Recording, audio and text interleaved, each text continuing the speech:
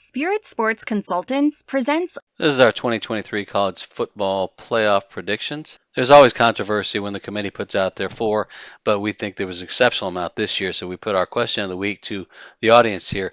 How do you think? Should FSU have been in the playoff?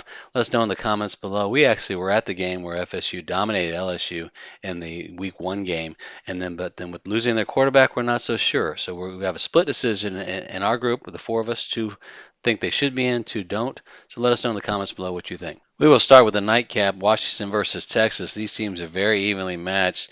We do have a little bit of bias. I am from Texas, but I'm a University of Houston guy, and no love lost for Texas at all. In fact, I've been very impressed with Washington and what Penix has done all season. This is a very even game. Let's see what we have in the numbers. And looking at the numbers, the offensive numbers were fairly even for both teams. Actually, Texas' numbers were a little bit higher than Washington, believe it or not. It seems like Washington would be the more explosive offense.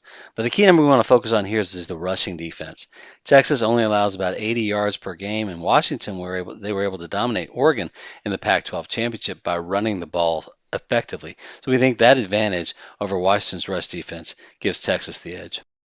And with that, we'll make Texas our pick with our forecasted score 35-28. We do think the teams are very even. It could be a very explosive game, but like we said, we like that rush defense. We think Texas has the momentum. They likely will have a crowd advantage, being that Austin's so close to New Orleans and the Longhorn fans travel well. So go with the best number here, Longhorns -3, to get off that 4 number. And for the early game in the Rose Bowl, you've got Alabama against Michigan, two heavyweights again, which rounds out a great Final Four in the playoff, we believe. And we think these teams are very evenly matched. Alabama started off in a very sluggish way. Didn't look like Milroe was going to be the answer. Got taken out, at least for one game. Looking at this one, the stat that we love the most is going to be the fact that Michigan's a top 5 pass defense. We think they might be able to spy on Milroe, slow him down a little bit. Alabama's got great defense as well, but actually Michigan leads in most statistical categories. We think that's the advantage for them.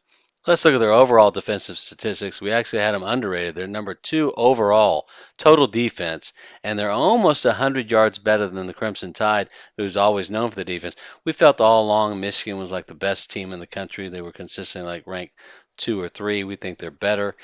We think they've got more offense, so we like them here, beating Alabama 31-21. Looking at the odds, the early money was coming in on Alabama, trading on that reputation. They have played really well in the second half of the season. We like Michigan here.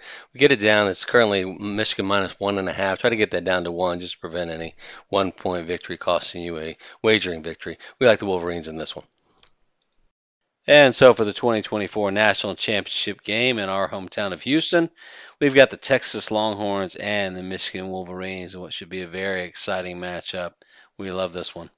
Let's first look at the Michigan Wolverines and their strengths. We've already talked about their defense, allowing fewer than 10 points per game. Pass defense second in college football, second in the country, shutting a lot of teams down. We wonder, however, if a lot of that is the fact the Big Ten didn't really have any strong offenses. Teams like Iowa and Nebraska were a little bit sluggish.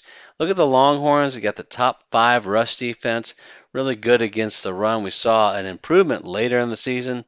We definitely saw that. They struggled. Their one loss against Oklahoma, they just couldn't really slow down Dylan Gabriel. But on the offensive side, they average 100 yards per game more than Michigan. Almost 100, not quite.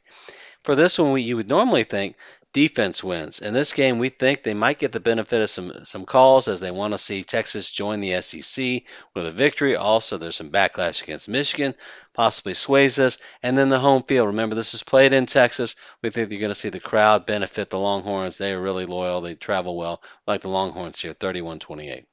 That's all for this time. Thank you for joining. Please subscribe to our channel, and we look forward to sharing our future videos with you.